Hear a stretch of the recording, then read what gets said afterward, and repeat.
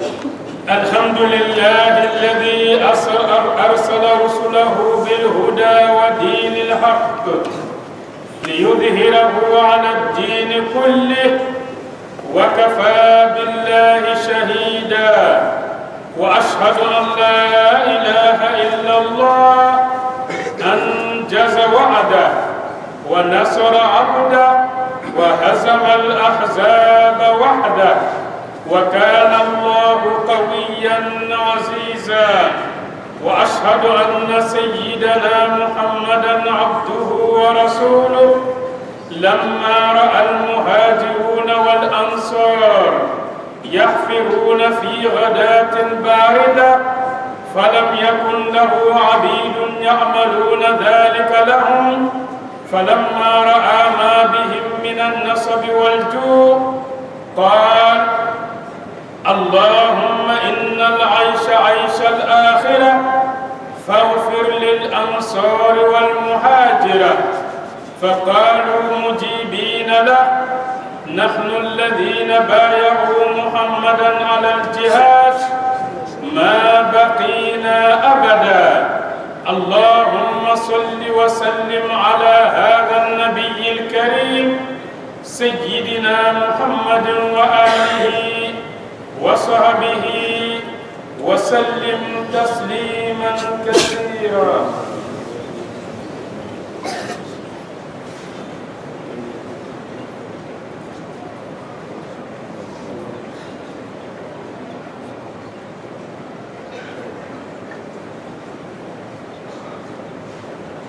أما بعد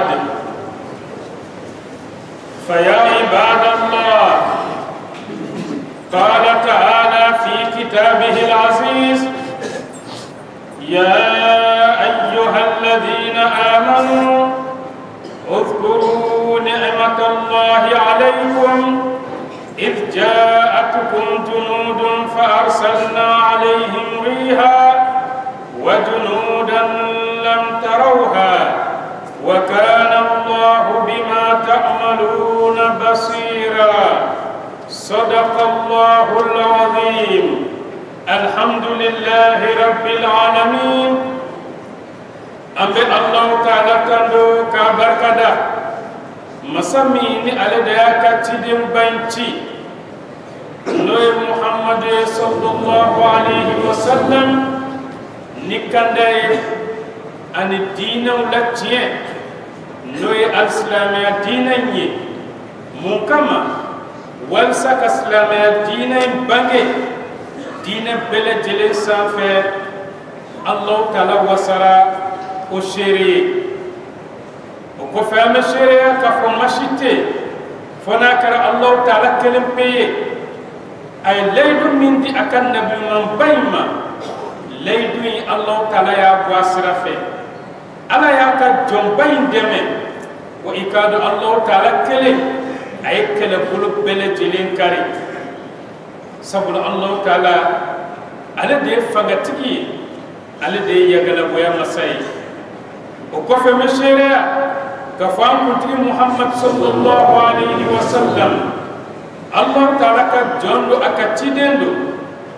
mami nay muhajiruna wiye noy makkan kawye ani ansaru noy madina kawye ala kala nyebe nin jamakulu baflala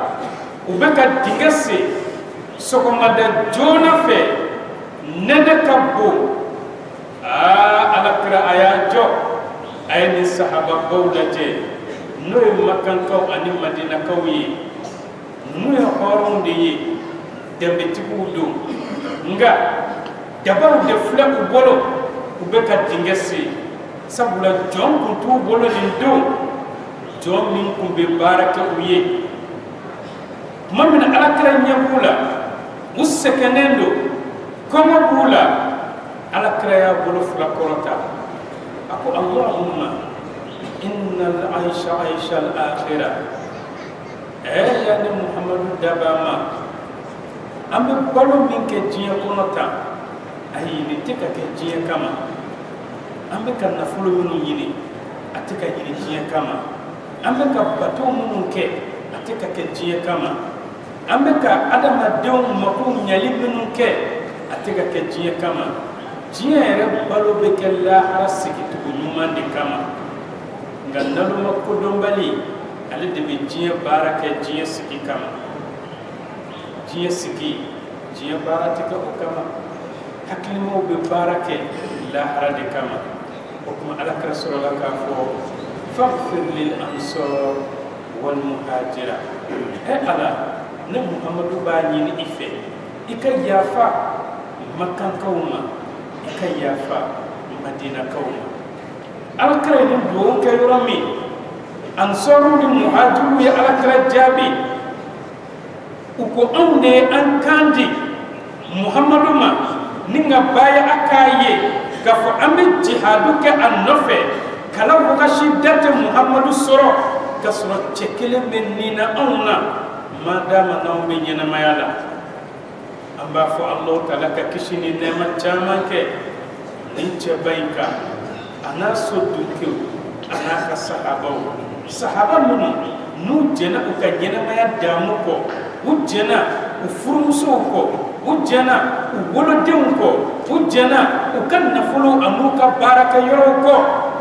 ni u yɛrɛkun n'u ni feere alakira ka diinɛ in kɔrɔtali kama an bɛ ala deli o sahaba minnu u ye baara ɲuman minnu kɛ ala kana ne aw kuma ne a sara la o de la n badenkɛ n badenmuso nin kalo in ɲɔgɔnna dɔ la n'o ye suntigɛ seli kalo ye n'an b'a fɔ a ma shawal ka bɛn alakira ka hijira san 5nan ma i k'a dɔn kɛlɛba dɔ kɛra silamɛya kɔnɔ n'a bɛ fɔ o ma handako kɛlɛ n'o ye dingɛ kɔnɔ kɛlɛ ye dɔw ko ahzabu kɛlɛ kɛlɛbolo caman o kɛlɛ i k'a dɔn o kɛra nin kalo in de la ka bɛn alakira ka hijira a san 5nan ma i k'a dɔn nin kɛlɛ in na sitanɛ jamakulu u farala ɲɔgɔn kan k'u bɛna alahu taala teriw kɛlɛ n'o ye alakira ni sahabaw ye o de la banu nadirikaw ninnu tun ye madina sigibaa dɔw ye fanga b'u la se b'u ye kɛlɛcɛw b'u bolo nka tuma min n'u ye silamɛmuso kelen lebu alakira sallallahu alaihi wa sallam a ko bani nadirikaw ma tile 15 de bɛ aw bolo a ka madina bila walima bamuru bɛ ne ni aw fara ka bɔ ɲɔgɔn na silamɛmuso kelen lebuli alakira ye kabila dafalen gɛn ka bɔ madina kɔnɔ est-ce que anw bɛ kira nɔfɛ n'i ye alakira ni sahabaw lajɛ ka anw lajɛ i b'a dɔn k'a fɔ tiɲɛ na diinɛ kuma de ka di anw nɛn kan nka kira labatoli ma nɔgɔn dɛ anw ta tɛ silamɛmuso kelen ye dɛ anw bɛ tilen ka an yɛrɛ de lebu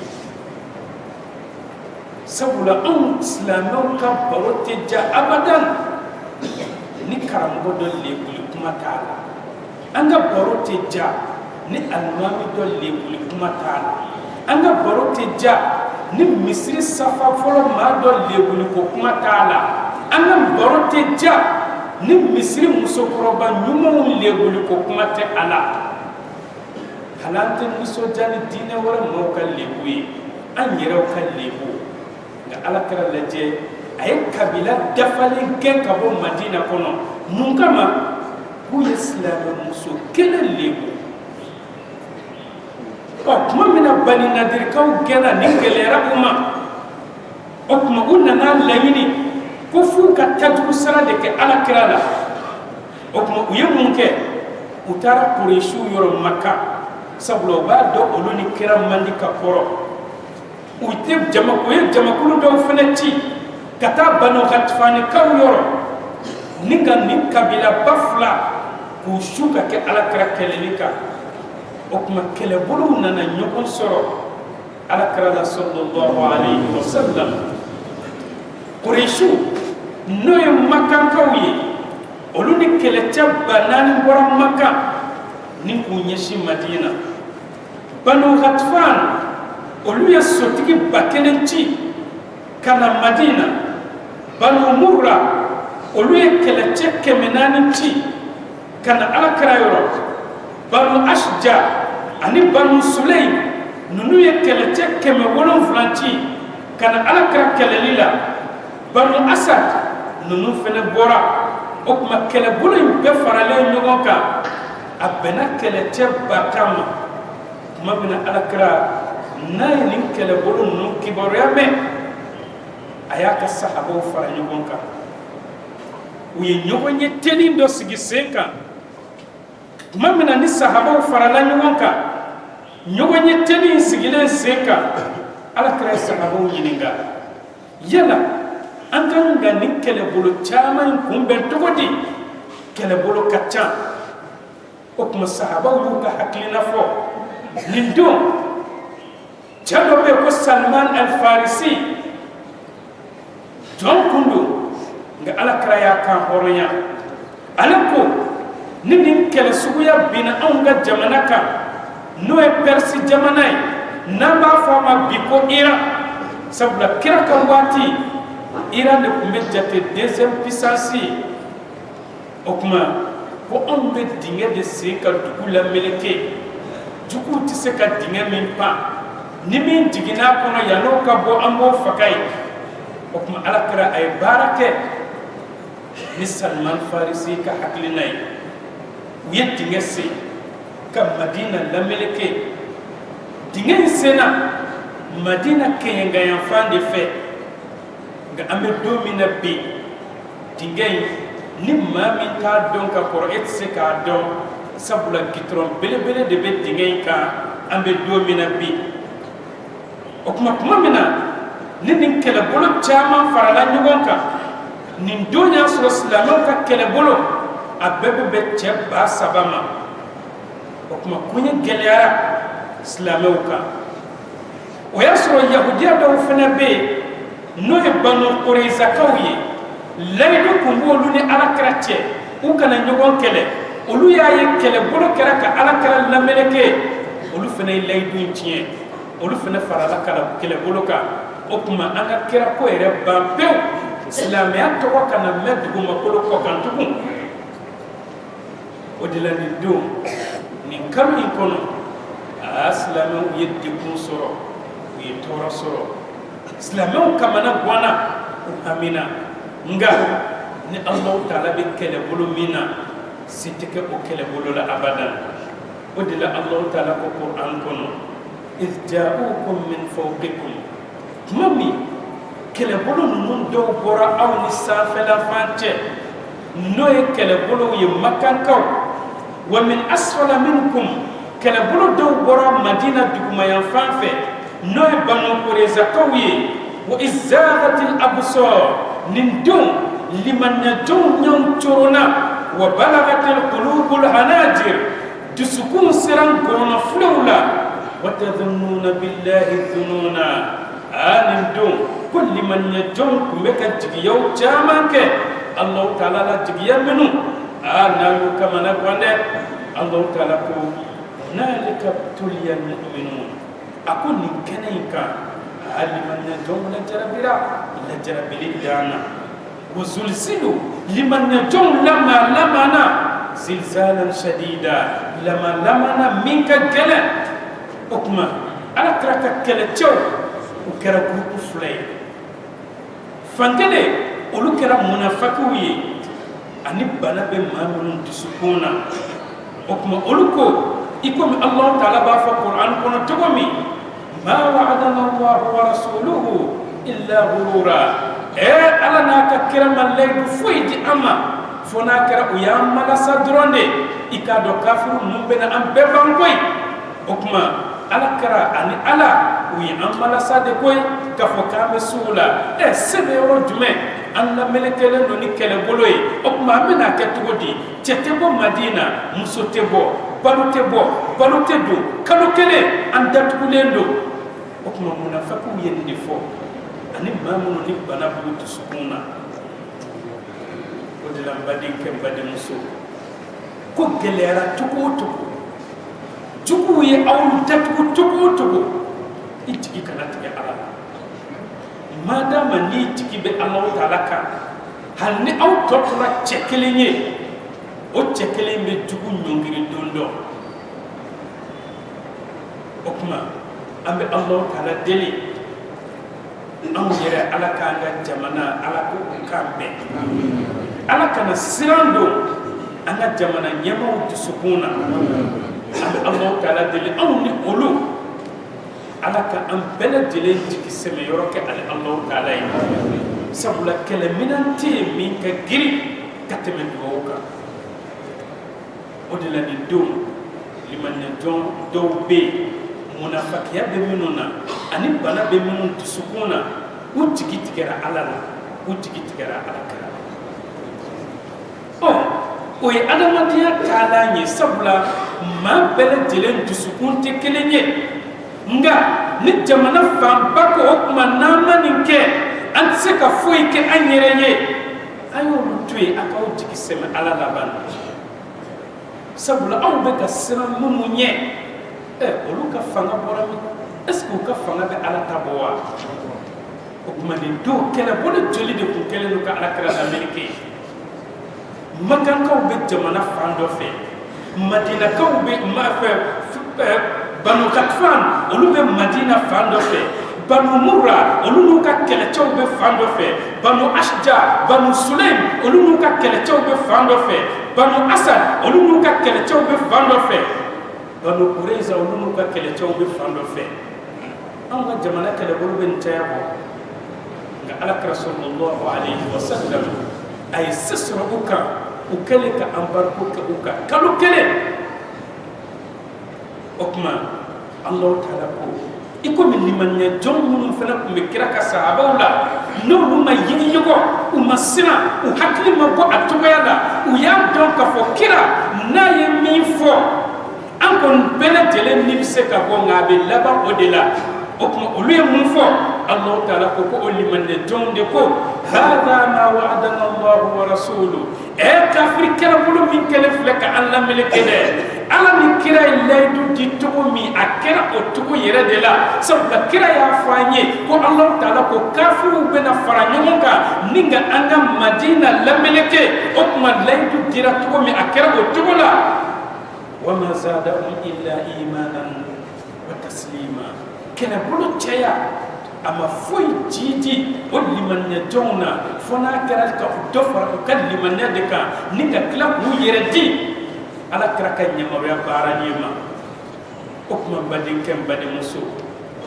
an kana jigi tigɛ madama n'an y'an sɛmɛ ala la hali ni diɲɛ bɛɛ nana k'u b'an ka jamana in dafiri n m'a fɔ bi nka sini diɲɛ bɛɛ bɛ ɲɔngiri a kunberekuru kan madama ni limaniɲɛjɔn cɛ kelen bɛ anw cɛ la ɲɛnamaya sɛgɛn in wajibi don dɛ